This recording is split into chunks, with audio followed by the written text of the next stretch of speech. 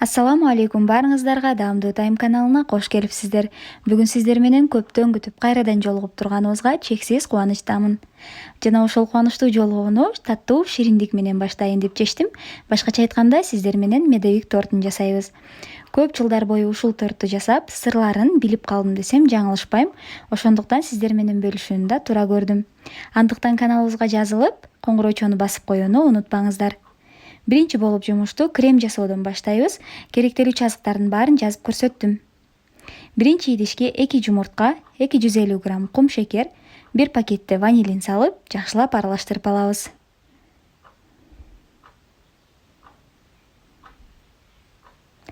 Төрт чоң аш кашыкта un салып, ундарды да тегиз масса болгончо аралаштырабыз.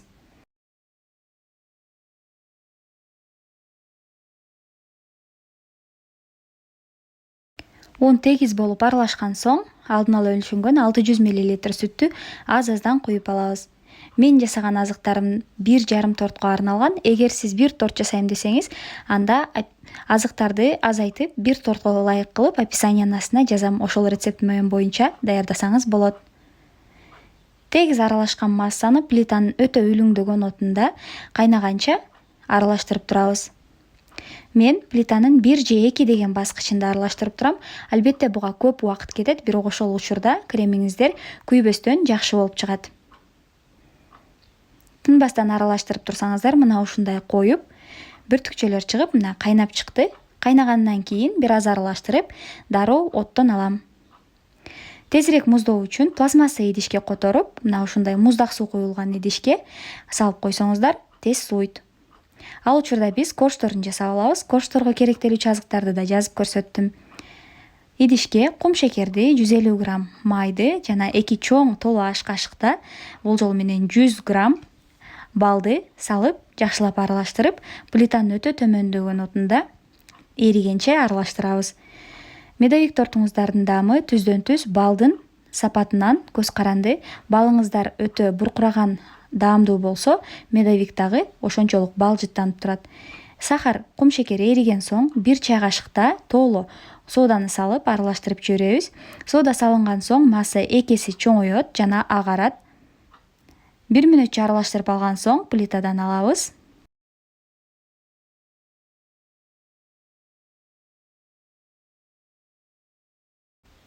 Плитадан алган соң бул жерде камерага түшпөй калыптыр.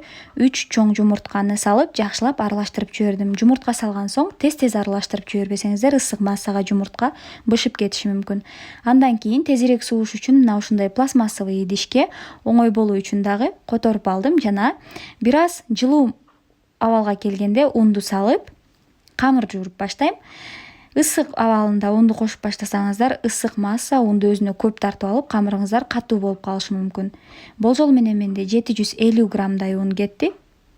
750 грамм мына ушундай пияла менен өлчөгөндө 6 пиялача чыгат экен. Унду аз-аздан кошуп аралаштырабыз. Медовиктин корждорунун өтө жакшы болуп, сапаттуу болуп чыгуусу түздөн түз ундан көз каранды. Эгер унду көп кошуп жиберсеңиздер, медовик коржуңуздар аябай катуу болуп калат. Ал эми унду аз кошуп жиберген учурда камыр жабышып, бышыруу учурунда кыйналасыздар жана бышкандан кийин камыр тыркырап, сапаты жок болот. Ошондуктан унду өз мерчеминде кошуу бул медовиктин коржунун эң башкы сыры деп эсептейм. Андан соң колго жабышпай калган соң, мына ушинтип колдун жардамында ыйлеп алсаңыздар болот. Унду колго жабышпай калганча камыр тыгызыраак массага келгенче кошобуз. Мына ушинтип колго бир учурда жумшак, бирок ошол эле учурда колго жабышпаган жумшак камыр пайда болот. Даяр болгон камырды целлофан пакетке салып, холодильникке 1,5 саатка же 1 саатка койсок болот. Ал учурда камыр катып иштөөгө оңой абалга келип калат. Камырды 12 бөлүккө бөлүп алдым. Эгер сиздер 1 тортко деп арналган азыктардан жасасаңыз, анда бир аз азыраак болот. 8 же 6 бөлүккө бөлүп аласыз. Духовканын табагын ундап, жайылган камырды которобуз. Тегерек кылып алдын ала кесип алсаңыз болот, же болбосо бышкандан кийин кессеңиз да болот. Алдын ала кызытылган духовкада 220 градуста өтө тез бышып чыгат, ошондуктан кылдат карап турушуңуз керек. Бардык корждорду ушул таризде бышырып алабыз. Четтеринен ашкан күкүмдү мен ушундай таякчанын жардамында өтө майда күкүмгө майдалап жибердим жана четтерин кооздоого колдоном. Менден жалпы 12 корж чыкты. Көрүп турганыңыздардай корждор аябай жумшак, ошол эле учурда тыгыздыгы дагы аябай жакшы. Эми ар бир коржду алып мен 2 торт жасадым. Бирөөсүнө 7 корж, бирөөсүнө 5 корждон. Эми кремди аягына чейин жасап алуубуз керек болот. Ал үчүн 250-300 грамм ушундай жумшартылган сары майды миксердин жардамында аппак көбүк болгончо көбүртүп алабыз. Бул болжол менен 4-5 минуттай убакытты алат. Масса бир аз агарып көбүргөндө кайнатылган кремди 1,5-2 кашыктан кошуп, дагы аралаштырып баштайбыз. Кайнатылган кремиңиздер дайыма айтып келгендей суушу абзел. Эгер суубаган болсо, май менен кошкондо майды эритип, крем суюк, туруксуз болуп калат. Ошондуктан суутуңуздар. Кайнатылган крем түгөгөнчө ушинтип иреттен салып отуруп, аралаштырып отуруп, сонун крем пайда болот. Крем туруктуу, даамдуу, аппак болот. Эми корждун үстүнө 1,5-2 кашыктан крем салып, экинчи коржду коюп, анын үстүнө да 2 кашыктан крем салып, анын үстүнө ошол таризде бардык корждорду түгөтүп алабыз. Эгер бир торт жасасаңыз, албетте 8 корж менен аяктайт. Мен 2 торт жасаганым үчүн 12 коржду бирөөсүнө 7, бирөөсүнө 5 корждон кылып бөлүп, ушундай торт жасап алдым.